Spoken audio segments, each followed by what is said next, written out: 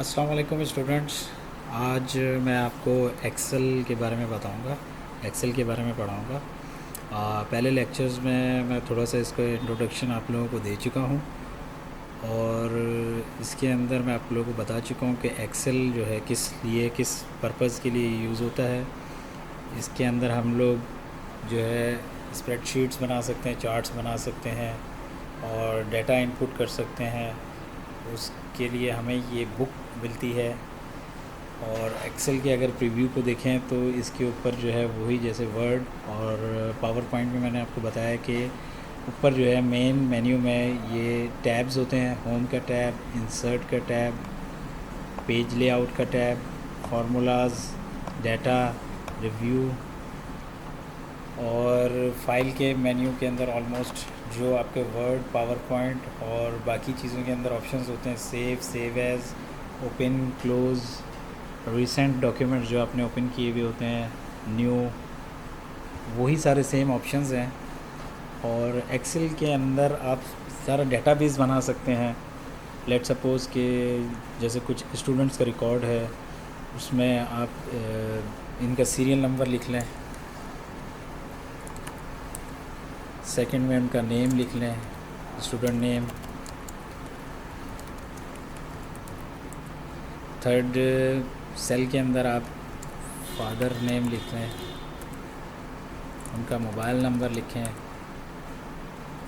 उनका एड्रेस आपने लिखा।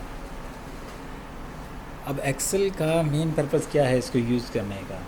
लेट सपोज़ कि अब मुझे 60 स्टूडेंट्स के बारे में या 50 स्टूडेंट्स के बारे में डेटा इंटर करना है, तो मैं यहाँ पे अगर सीरियल नंबर देना चाहूँ तो मैं 1 2 3 4 5 इस तरह से ऑनवर्ड्स मैं 60 तक ये काउंटिंग इंसर्ट करूँगा या यहाँ पे टाइप करूँगा या 50 तक टाइप करूँगा।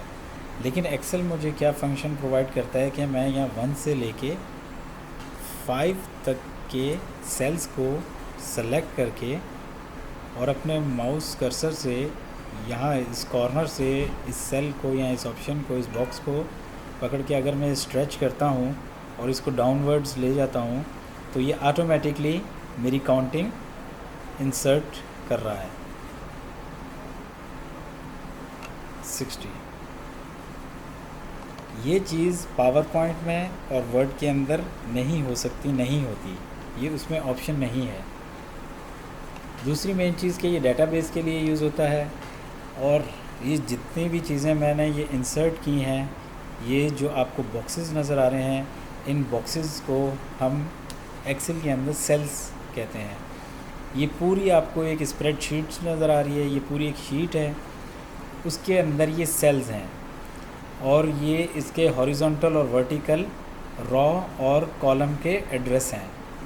ये आपकी रॉज़ हैं, raw 1, raw 2, raw 3, raw 4, raw 5 और ये आपके कॉलम्स हैं A, B, C, D, E, F, G। ये ऑनवर्ड्स आपके कॉलम्स एंड रॉज हैं और ये सेल हैं। ये जो बॉक्स आपको नज़र आ रहे हैं, इट कॉल्स अ सेल। इनको सेल क्यों कहते हैं? क्योंकि इसके अंदर एक आप डाटा इनपुट करते हैं और इस सेल को पर्टिकुलरली अगर हमने कोई फार्मूला लगाना है या कोई भी वैल्यू पुट करनी है तो हमने ये वैल्यू कहाँ पे इंसर्ट की है, ये वैल्यू कहाँ पे हमने टाइप की है, उसके लिए हम इसका ये एड्रेस दे सकते हैं कि ये इस सेल का एड्रेस है D5 या 5D भी अगर आप लिखेंगे तो इट मीन्स दैट कि इस सेल की बात हो रही है। इसकी एग्जांपल मैं आपको देना चाहूँगा कि जैसे ये आपने लिखा 20 और प्लस ये आपने लिखा 30। अब अगर आपको ये इन दोनों को ऐड करना है और इन दोनों को ऐड करने के बाद जो वैल्यू आए वो यहाँ पर लिखी हुई आ जाए तो वो उसका फार्मूला क्या होगा। कोई भी फार्मूला इंसर्ट करने से पहले हमें इजिकल्स टू का निशान रिक्वायर्ड है। इजिकल्स टू का निशान हम लोग साइन लेके और इसके अंदर इजिकल्स टू के साइन के बाद हम ने क्या एक्शन करना है, हमने सम करना है, सब्ट्रैक्ट करना है, तो हम यहाँ पे सम का फार्मूला लगाएंगे और यहाँ पे जितने भी इससे रिलेटेड फार्मूलाज़ हैं ये यहाँ पे आपको लिखे हुए हैं। हमें सिंपल सम करना है। सम के बाद हमने किस वैल्यू को सम करना है। अगर फार्मूला ये ओपन हुआ, यहाँ पर अगर मैं लिखूँ 20 प्लस 30, तो यहाँ पे आपको मैं हाईलाइट कर देता हूँ, यहाँ पे आपको 50 नज़र आ गया।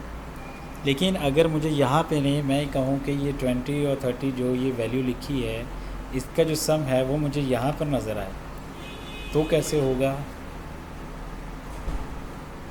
या यहाँ इन दोनों सेल्स के अंदर कोई भी एक वैल्यू हो और इसका सम मुझे यहाँ पर नज़र आए, तो वो मैं कैसे देख सकता हूँ।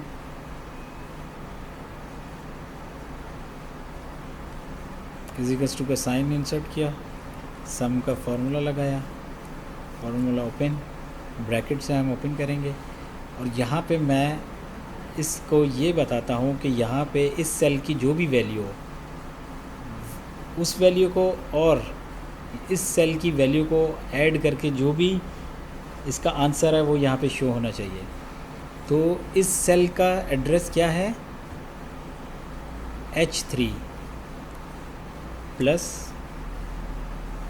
इस सेल का एड्रेस क्या है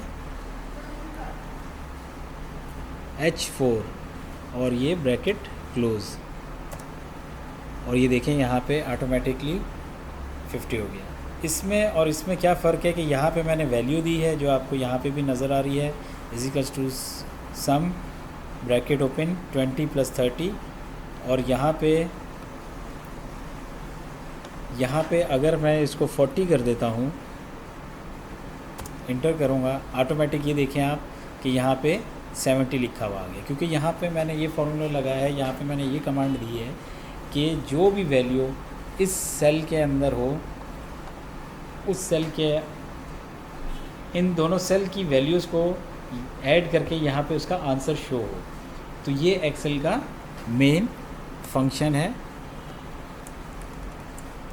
मेन पर्पज़ है।